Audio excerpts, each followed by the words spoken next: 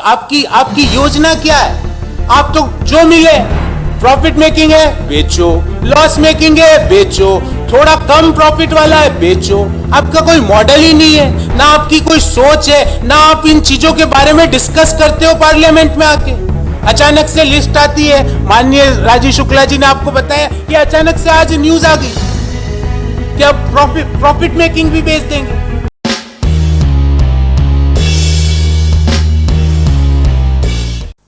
मोदी सरकार का नया नारा है, हम दो हमारे दो, जो भी मिले बेच दो। और सरकार की एक यूएसपी है चीजों का नाम बदलने का। आज मैं इस पटल से उनको अनुरोध करता हूं कि वित्त मंत्रालय में के अंतर्गत एक विभाग है दीपम, जो ये खरीदने का, स्ट्रेटेजिक सेल का, डिसइन्वेस्टमेंट का एक विभाग है, जिसका फुल फॉर्म है department of investment and public asset management.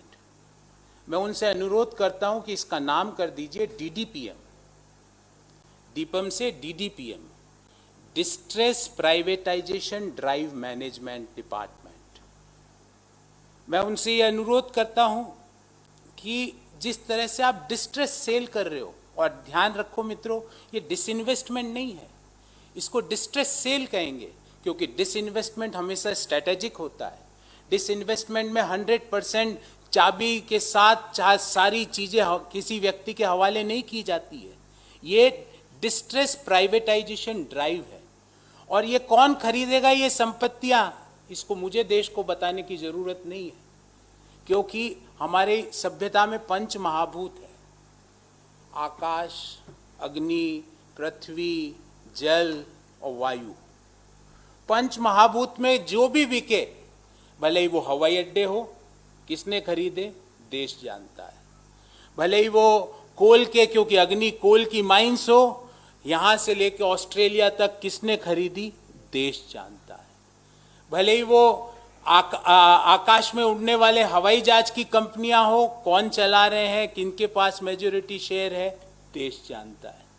भले ही वो शिपिंग कॉरपोरेशन ऑफ इंडिया है, जिसका डिसइन्वेस्टमेंट का सरकार ने कैबिनेट अप्रूवल दे दिया है, वो कौन खरीदेगा देश जानता है। ये पंच महाभूत जो है वो दो व्यक्तियों के, दो समूह के हवाले करने का काम हो रहा है।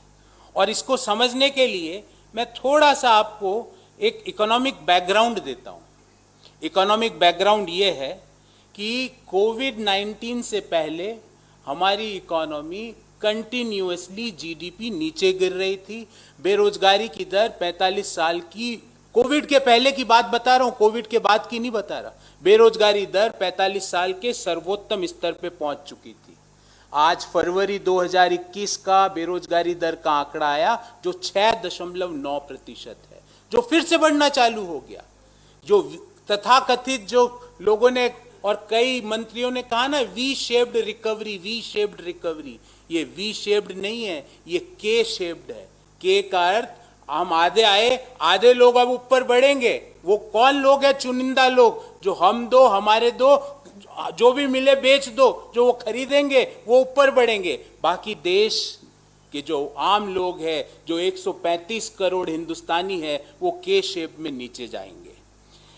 फिर आया साहब बजट। लोगों को बड़ी आशा थी कि बजट में जरूर मध्यम आय वर्गीय लोगों के लिए, जिन लोगों ने अपनी नौकरी खोई है, उनके लिए जरूर ऐसे ठोस उपाय होंगे कि उनकी डिस्पोजेबल इनकम, मतलब उनके हाथ में नया पैसा ज्यादा रहेगा।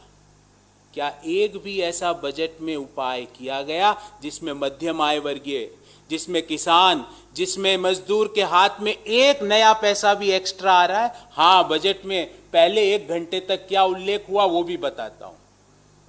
सरकारी बैंकों से लेके सरकारी बीमा कंपनियों तक, बिजली की लाइनों से लेके डेडिकेटेड फ्रेट कॉरिडोर्स तक, शिपिंग कॉरपोरेशन ऑफ इंडिया से लेकर फार्मास्यूटिकल कंपनियां जो पीएसयू में है वहां तक, सब जगह से एक ही बात आ रही थी कि बेच दो। और टैगलाइन ये थी कि ये पीएसयू सेल मॉल लगाई है मोदी सरकार ने, और उसकी टैगलाइन ये है कि हमसे सस्ता कहीं नहीं और हमसे अच्छा भी कहीं नहीं, क्योंकि ये 70 साल के देश के लोगों का पसीना था उस उपक्रम को बनाने के लिए, उन टैक्स पेयर्स का पैसा था जिन्होंने इस उपक्रम को बनाया है, उन पूर्ववर्ती सरकारों का एक विजन था जिससे वो उपक्रम बने हैं, जिसको आप बेच रहे हो। और मैं आपको 2-3 उपक्रमों का उदाहरण भी दूंगा आपको, ताकि समझ में आए कि ये क्रोनोलॉजी क्या है, क्योंकि क्रोनोलॉजी आपको समझनी जरूरी है।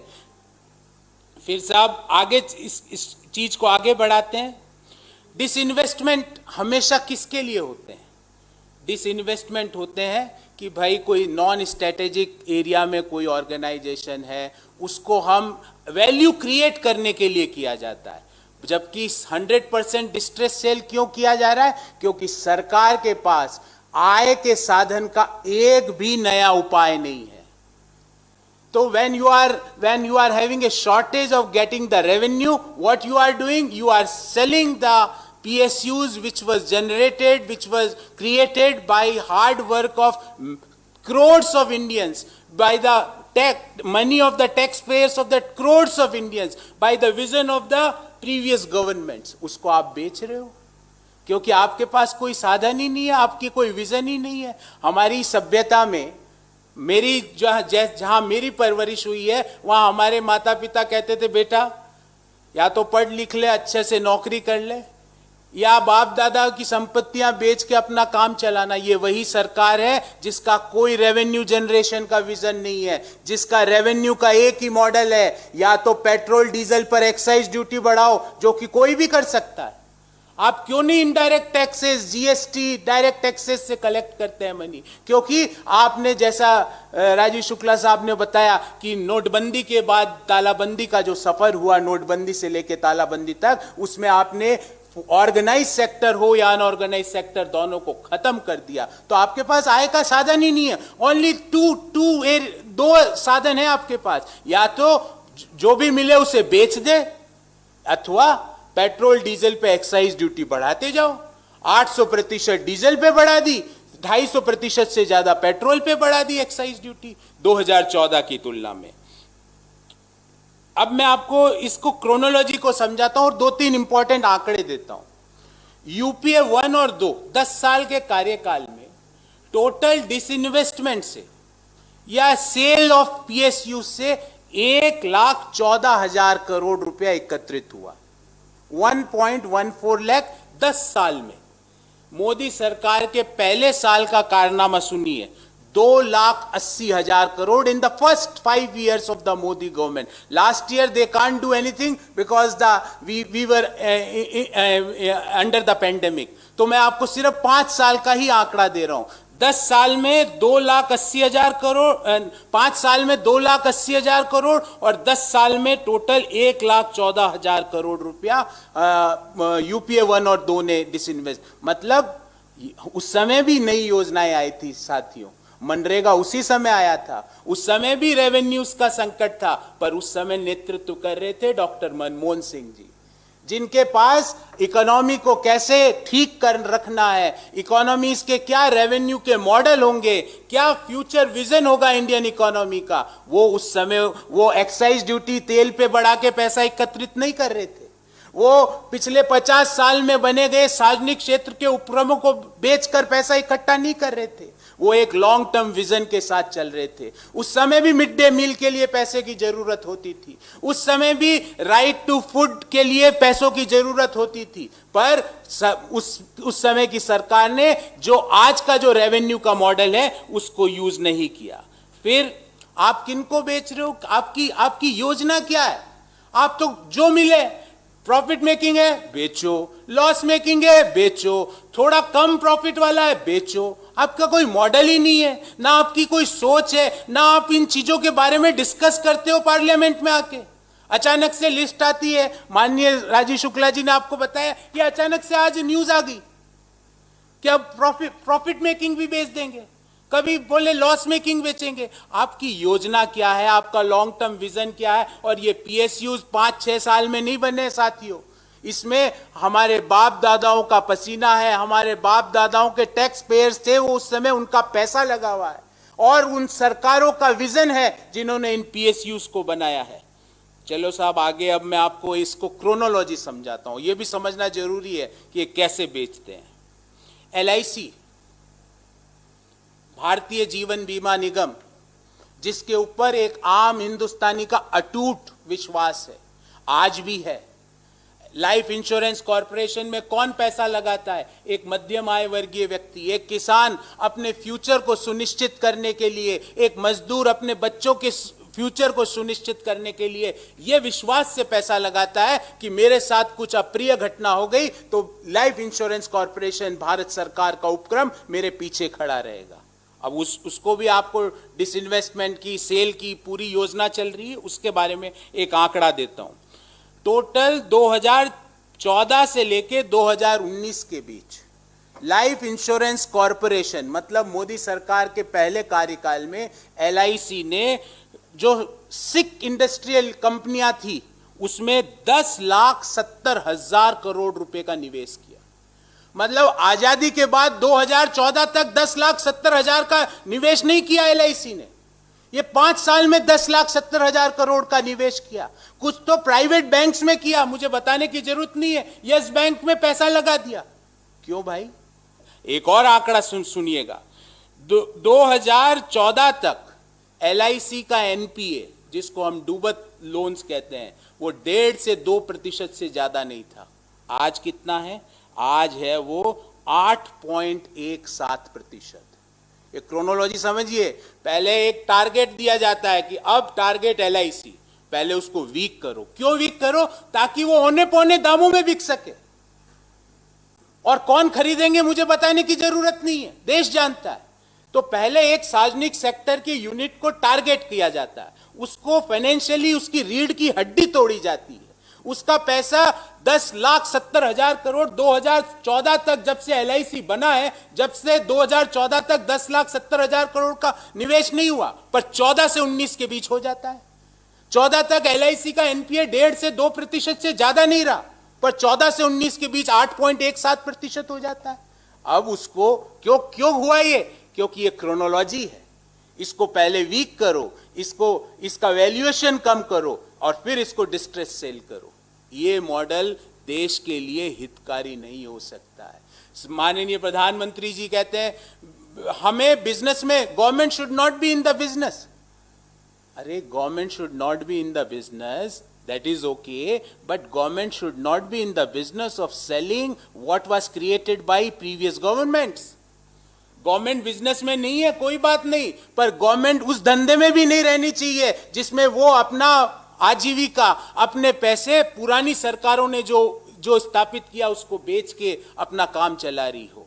मैं यहां से 4 प्रश्न पूछना चाहता हूं माननीय वित्त मंत्री जी से, क्योंकि आपने देखा होगा तेल और डीजल के बारे में जब सवाल पूछा गया तो 7 साल से जो सरकार केंद्र में है उनके मुखिया माननीय प्रधानमंत्री जी कहते हैं कि डीजल और पेट्रोल के लिए पूर्ववर्ती सरकारें दोषी है। मैं इससे ज्यादा कुछ नहीं कहना चाहता। बस 7 साल से जो सरकार केंद्र में है वो कहती पूर्ववर्ती सरकारें दोषी है। वित्त मंत्री जी कहते हैं पेट्रोल की दाम को कम करना धर्म संकट है। ये कौन सा संकट है? माननीय पेट्रोल के मंत्री जी कहते हैं कि पेट्रोल को कम करने के लिए उसको जीएसटी में लाना होगा। किसने रोका आपको? कौन सी जीएसटी काउंसिल की मीटिंग में आपने ये कोशिश करी कि आप पेट्रोल और डीजल को जीएसटी के अंदर लेके आओ? कौन सी वो मीटिंग थी? कौन सी? हमारे वित्त मंत्रियों ने जीएसटी काउंसिल में बार बार ये मुद्दा उठाया कि पेट्रोल और डीजल को जीएसटी के अंदर लेके आइए, पर आप नहीं लाते। जीएसटी काउंसिल के चेयरपर्सन कौन है? माननीय वित्त मंत्री जी स्वयं है। पेट्रोल के मंत्री जी की बात माननीय वित्त मंत्री जी क्यों नहीं सुनते हैं? कल ही एसबीआई का एक रिपोर्ट आई है कि अगर पेट्रोलियम और डीजल के प्रोडक्ट्स जीएसटी में आ जाते हैं तो पेट्रोल और डीजल के दाम 20 से 25 रुपए प्रति लीटर कम हो जाएंगे। ये रिपोर्ट मैं नहीं कह रहा, स्टेट बैंक ऑफ इंडिया की रिसर्च रिपोर्ट है। अर्थात इच्छा शक्ति की कमी है। अर्थात माननीय वित्त मंत्री जी, धर्म संकट नहीं है, आपकी इच्छा शक्ति में कमी है। माननीय प्रधानमंत्री जी, 7 साल में जिस सरकार ने 800% डीजल की एक्साइज ड्यूटी बढ़ाई हो और 250% पेट्रोल पे बढ़ाई हो, और आप कहते हो पूर्ववर्ती सरकारें दोषी है। एक बार तो पेट्रोल के मंत्री जी ने एक और बयान दिया कि अभी जाड़ा लग गया है। अब पेट्रोल के दाम भी जाड़े के हिसाब से डिसाइड होते हैं। मैं बचपन में ये जरूर सुना था कि स्वेटर जाड़े में महंगे मिलते हैं और समर्स में थोड़े से सस्ते हो जाते हैं, या पेट्रोल डीजल भी जाड़े लग गए और समर आ गया। ये कौन से तर्क है? इच्छा शक्ति की कमी को दर्शाता है। मैं 4 सवाल पूछना चाहता हूं।